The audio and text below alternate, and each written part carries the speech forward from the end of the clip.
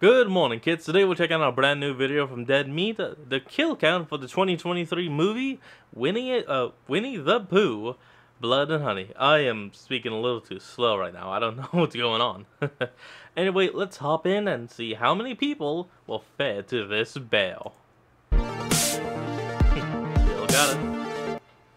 Welcome to the Kill Count, where we tally up the victims in all our favorite horror movies. I'm James Janice, and today we're looking at Winnie the Pooh, Blood and Honey. Yes, that's right. Winnie the Pooh, the bear. Yes. This is a horror movie of it. Yes. Most people know Winnie the Pooh, the pantsless honey fiend, from the Disney adaptation, which includes a bunch of animated films, including a crap ton direct-to-video, a handful of television series, some video games, and of course, a children's music album by Kenny Loggins? Wait, what? Point is, everyone knows that big ol' Pooh. Thing is, Disney didn't create... Okay, no, hold on.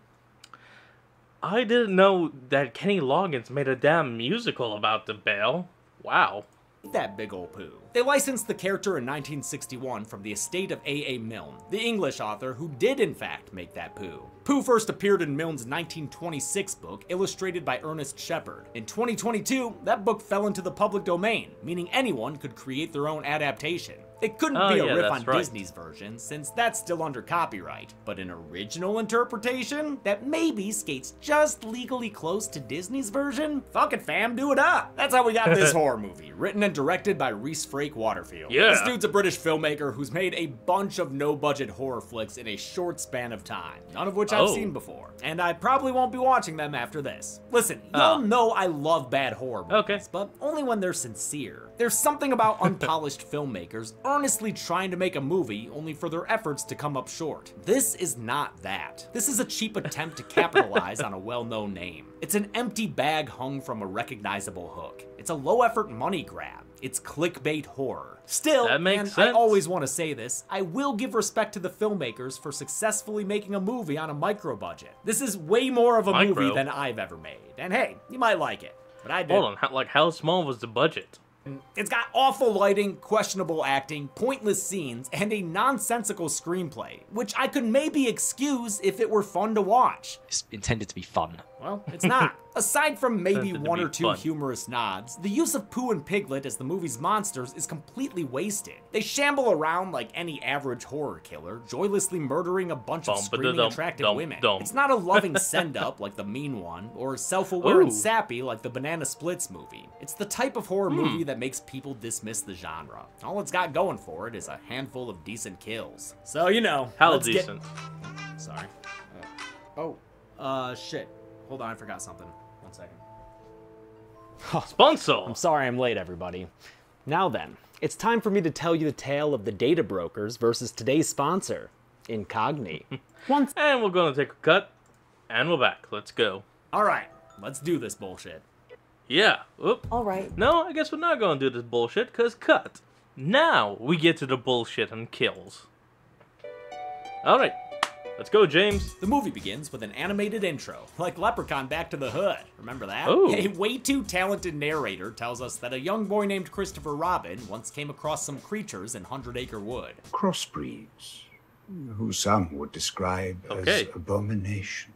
The gang's all here. Owl, Rabbit, Eeyore, Piglet, and Pooh Bear Winnie the Pooh Bear. Too bad the actual movie only features 2 of them. Eventually, Christopher left for college, and the crossbreeds got hungry and ate Eeyore, turning them into Rick and Morty characters. They swore vengeance on humans in general, and Christopher Robin in particular. Oh, and they also swore never to talk, because this movie can't afford masks with mouths that move. 5 years later, Christopher's back to the woods with his fiancée, wife? He refers to her as both. Whatever, it doesn't matter. He takes her to his childhood hang, which has a bunch of honey pots and a grave for Eeyore, with his tail. Oh, wait. So, does that mean that the 100 Acre Woods wasn't some magical place that you had to go through a door to? It was just a real place that had these abominations? Huh. You know what? The movie doesn't explain it, so why should I care? Into it? Okay, that's pretty good. Mary doesn't believe in his childhood stories about the crossbreeds, but you'd best start believing in crossbreeds, Mary, because here is one. They hide from the unseen Killer Kid's character until the movie Hereditary's into night. That's when they try to creep away, only for Mary to get Oh, Piglet! Piglet kills Mary by strangling her with a chain until her neck breaks. Why is her eye so wide open all of a sudden? Hell of a death face there, Mary. After Mary dies, Christopher cries, and then gets cornered by these evil guys. Sorry, crossbreeds. Even though Pooh and Piglet are obviously just dudes in rubber masks. And the masks weren't even custom made for the movie. Production just bought the already made honey bear mask from Immortal Masks. Come on! Ugh, they drag him away in another animated sequence and then burn him in a pit? Except not really, as we'll see later. Nah, I ain't even gonna do it. I don't know. Main girl Maria is wondering how she wound up in this movie. I'm not really sure how to explain it. Yeah, me neither. She's living in fear because of a recent stalking incident, so to heal, she and her friends take a trip to a secluded cabin in the woods. It's 100 Acre Wood, of course, and the location is one of the best parts of the movie. This is Ashdown Forest in East Sussex, the actual forest that served as inspiration for 100 Acre Wood. A.A. Milne lived near— Okay, no, that's actually really cool. They went to the 100 Acre Woods. That's actually lovely. Very nice. I give props. 1 point. And would go for walks there with his son Christopher Robin. It's really cool that they shot the movie there. I appreciate the effort of them filming in the real-life 100 Acre Wood. Hell yeah. The cabin the girls are staying at is also a great location. So, good job, movie. You have good locations. Let's see, who did locations? Oh, Reese Frake Waterfield. Okay, writer and director. Good job with locations, dude. Maria's friends include her bestie Jessica, here to help Maria with her healing, Laura, a party girl who loves posting on Instagram, and Alice and Zoe, a couple who are kinda sorta fighting. A deleted scene shades in the conflict a little bit. You've always been gay, and I've only ever had relationships with guys. But that scene got deleted, so, you know, fuck it. They're supposed to be joined by Tina. So, are they fighting because they don't I don't get it. Even with that scene, it just... Okay, I'm gonna shut up and just let this play. Well, but she gets lost and winds up stepping in Pooh. A chase ensues, and Tina hides in an old garage, but Pooh follows her, finds her, and rips her shirt off. And kills her. Of course, this movie's gotta show you some titties. Pooh kills Tina by slamming her face against some machinery. He does it until her head is nothing more than a red pile of slop. Then he fargos her into a wood chipper while the gushing CG blood splatters onto his mask. Maria tells her friends about the stalking incident she had, where she woke up to find a dude trying to undress her. What the hell? I never knew that happened to you. Yeah, why would you, Zoe? Why wouldn't She's you? telling you for the first time. Anyway, this backstory's pretty fucking useless. Moving on! Apparently the power to Pooh's place is— Hey, you know what would actually be the best way of getting rid of a stalker? A gun. provided by Piglet's perpetual peddling. Gotta keep the lights on if you want to keep a prisoner, which is what they're doing with Chrissy Robs, despite that drawing of him burning in the intro. Bump that idea. Now he's tied up. It's great. And quick, get more slobber on that mask. Oh, Pooh Bear, do you even realize how dumb you look? Because it's pretty dumb, dude. Probably not. Yeah, I guess you know. Seems like the crew knew too, and often laughed about how Pooh looked on set. They even had to reshoot some chase scenes and close-ups because the wide shots looked like this. At least Pooh's actor Craig David Dowsett had a good time. The bear throws a remake Jason tantrum, then grabs Eeyore's tail and uses it to whip the shit out of Christopher Robin. Wait, it's a good what? moment that actually makes use of the grave. movie's premise, even if the tail is magically on the wall now and looks different from when we saw it on the grave earlier. Yeah, Pooh continues to torture his former pal by showing him the skeleton of his dead fiancé wife. Then he uses Mary's guts to make some kind of blood honey, which then showers down on the captive Chris. My apologies to your childhood for showing all of this. While the bear's out pooing in the woods, he overhears some music. It's Lara having hot girl hot tub time. Her selfies capture the bear in the background, but that's not enough to make her leave. She literally just goes back to chilling in the tub until, wouldn't you know it, Pooh and Piglet arrive. They ask her if this rag smells like chloroform, and her limp body is an answer in the affirmative. Lara wakes up tied up on the ground, looking like a pig about to get roasted. You know, something they probably could have done to actually make this good is that they give them like animal sounds. Like I could imagine the Piglet character, like making pig noise, you know, like oinks and squeals and stuff like that. Just, you know, a little touch right here and there.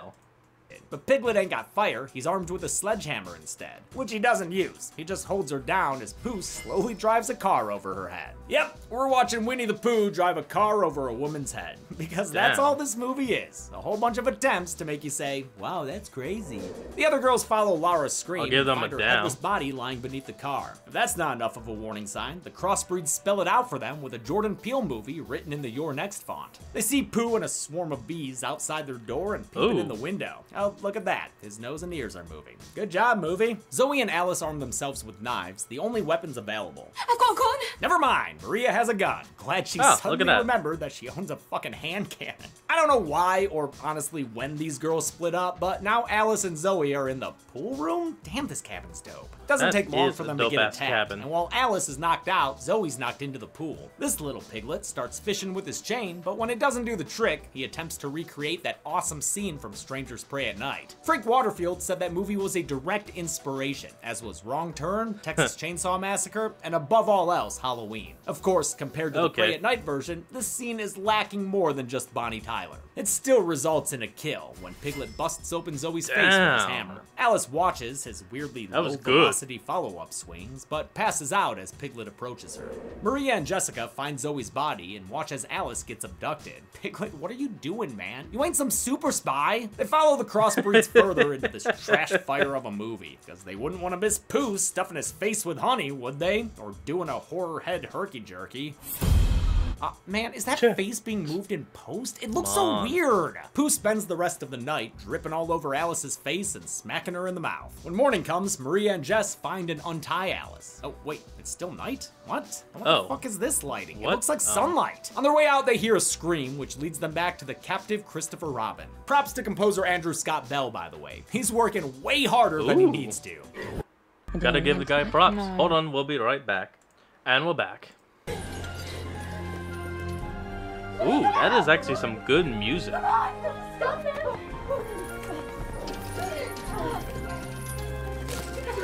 He even went the extra mile and used a violin that had been used as a beehive. Like, the instrument itself had honeycomb and bee larvae all up inside of it. He does a great job with the music, and I love seeing people appreciate their cool jobs. I'm just,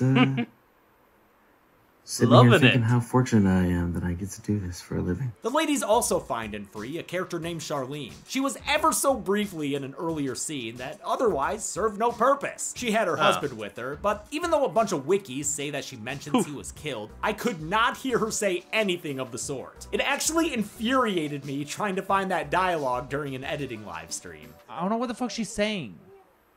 What the fuck is she saying? Did she say something about her husband? What the fuck? What are closed captions? Damn it. So, he doesn't get added to the count, since who knows? Maybe he ran away or some shit. The gals drag Charlene outside, where she sees what the crossbreeds have done to her face. Uh-oh, is she about to go hostile? Nah, instead of jumping in front of a train, Charlene grabs the gun and calls Piglet out to confront her. Woomano a cerdo. Cerdito, I guess. She pulls the trigger only for nothing to happen, and then she takes a few steps back into Pooh. He knocks her down, seasons her face with honey, and this character is killed just as quickly as she entered the movie, with Piglet eating her face. Real nice fireside meal.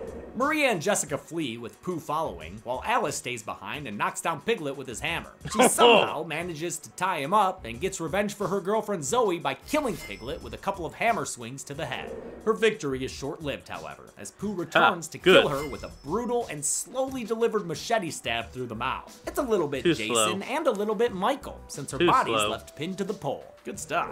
Zoe was played by Amber Doig-Thorne, who did a lot of the movie's promo circuit. I get it, she seems sweet and enthusiastic, and had been in another movie made by the same people called Return of Krampus. In fact, a lot of this cast had been in previous films Frank Waterfield produced, like Pterodactyl, Curse of Bloody Mary, and a bunch of other movies I'll probably never watch. Now we're back to Maria and Jess again, because wait, what happened to Christopher Robin? Didn't they find him like 10 minutes ago? Whatever, the girls wind up on a road where they're found by some dudes on loan from a Rob Zombie film. The blokes see Pooh Bear and take it upon themselves to extinguish this endangered species with a crowbar. It doesn't work. You're tough. I'll give you that. They wail on the bear with their bats, bars, and bottles in a scene meant to be like the mob attack in Halloween Kills. Similar to that beatdown, this bludgeoning doesn't deter the killer, as they give a bloody Arthur fist clench. Pooh brings his hand down across Colt's face, bitch slapping him to death, though he waits to die until he can get to the truck. No, what? I don't... How do you... Maybe they could have had it and be like he brings his hand up and maybe like a knife or something slides in so he slices the face off. Something like that probably would have been better than a bit slap to death, because that doesn't make sense. Why am I questioning this movie? I don't know. Truck and traumatize Maria and Jess. Pooh's next victim is Tucker, who loses his hand to a judo chop and his head to a big ol' size Pooh boot that crushes it against the ground, then stamps it out like a cigarette? Holy fuck. Good kill. Good kill. That's what I said. Pooh makes quick work of Logan, slitting his throat open with a machete swipe. The final dude, John, attempts to run away, but I guess Pooh Bear can control that swarm of bees, and it looks like they kill him. Kinda. I mean, it doesn't look good. Kinda. Maria finally decides that it's a good time to drive away / run over some Pooh with the car. But the Pooh ends up in the back of the truck, then on the roof in a direct homage to Michael Myers in Halloween 4. Ooh. Maria gets the Pooh off her windshield by slamming the brakes. A blackout occurs, and afterwards, she watches as Pooh drags Jess from the car. She's killed with the lamest decapitation I've ever seen. She's just dragged away, and then he's holding her crappy looking head up. At least there's a decent shot of him carrying it, and I like when he chucks it at the windshield. So I'll call this a net neutral kill. Pooh drags Maria from the car and prepares to murder her by headlight. That's when Christopher Robin finally re-enters the movie and slams another vehicle into his former childhood friend. Pooh is crushed between fenders, while Christopher and Maria are left banged up and bruised. They try to limp away as Pooh Bear lurches back to life, pushing away a car to continue his pursuit. Oh wow, an explosion! Didn't expect that on this budget. And actually, that explosion wasn't in the original ending. Blood and Honey was originally shot in just 8 days with $100,000 for its budget. Things changed when production stills started to go viral. The distributors apparently gave the production company more money because obviously the film had gone viral, so they were like, right, maybe we should make this a little bit better. Thanks to internet buzz, the filmmakers were given more money and reshoot days on 2 separate occasions. That resulted in this car explosion and a big fire behind Pooh, which Frank Waterfield said was meant to evoke the Michael Myers firefighter fight. Chris tries to talk Pooh down from killing Maria, promising to stay and be his friend. But Pooh's only got 2 words for him, and it ain't suck it. It's, oh bother. Yeah, wait, you left? Oh. You left. You have him say one thing this whole movie, and it's not, oh bother, it's you left? Why? Fuck off. Pooh slits Maria's throat right in front of Chris. Even I gotta agree with you on that, James. It should have been, oh bother. That's literally his damn cat's line! She ain't the final girl we thought she was. Well, I guess technically she was the final girl. Does that count? In any case, Christopher Robin runs away as Pooh stabs her dead head like 14 times. And then the movie ends. Yep, that's it. When we're alone and there's nobody home, it's nice to be able to count on some kills. Let's see how many at the numbers. Yeah, let's go. Oh, yeah. Oh, bother.